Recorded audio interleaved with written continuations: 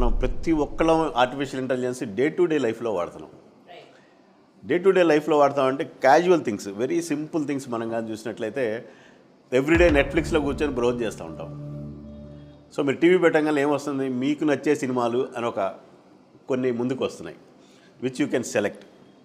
లేకపోతే మొన్నెప్పుడు ఒక సినిమా చూసుంటారు, మొన్న చూశారు కాబట్టి ఇప్పుడు ఈ చూడటానికి మీకు అవకాశం ఉంది. అంటే మన మైండ్ని ఆల్రెడీ రీడ్ చేసి మనం ఎలాంటిది చూస్తామో, మన టేస్ట్ ఏంటో ఆల్రెడీ ఊహించుకొని మనకు ఆప్షన్స్ ఇస్తాము. మనమైతే మన టీవీకి ఏం చెప్పట్లేదు, నెక్స్ట్ ఇది చూద్దాం అనుకుంటున్నాను, అది చూద్దాం అనుకుంటున్నాను, but it's giving us options. ఎట్లా జరుగుతూ ఉందంటే మన మైండ్లోంచి వచ్చిన ఒక ఐడియాని ఫ్యూచరిస్టిక్గా మన థాట్స్ ఎలా ఉంటాయని ఊహించి మనకి ముందుకు ఇవ్వటమే ఆ నెట్ఫ్లిక్స్లో మనం చూస్తున్నాం. This is all based on artificial intelligence. మీరేదో ఒక తెలియని పర్యాటక ప్రదేశానికి వెళ్ళారు, మంచిగా ఆకలి అవుతుంది, పిజ్జా తినాలనుకున్నారు.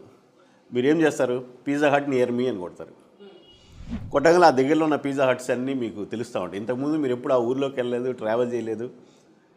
ఇదివరకు గూగుల్ మనం చూసినట్లయితే పిజ్జా హట్ ఇక్కడెక్కడ ఉంది అని ఇచ్చేది.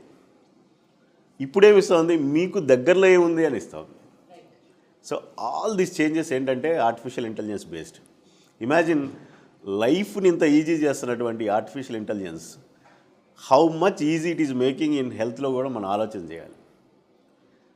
ఇంత క్లిష్టతరమైన వ్యాధి నిర్ధారణ చేయడంలో కానీ, పేషెంట్స్కి సరైన సలహాలు ఇవ్వడంలో కానీ, పేషెంట్స్ తీసుకోవాల్సిన ముందు జాగ్రత్త ప్రివెంటివ్ కేర్లో కానీ, if you put this artificial intelligence, suppose మీరు వెయిట్ 70 kgs ఉన్నారు, మీకు ఈ ఫుడ్ తింటే మంచిది, మీరు ఇలా చేస్తే మంచిది అని ఒక మనిషి చెప్పడం వేరు, ఆర్టిఫిషియల్ ఇంటెలిజెన్స్ వచ్చే కొంది everybody gets their own schedule.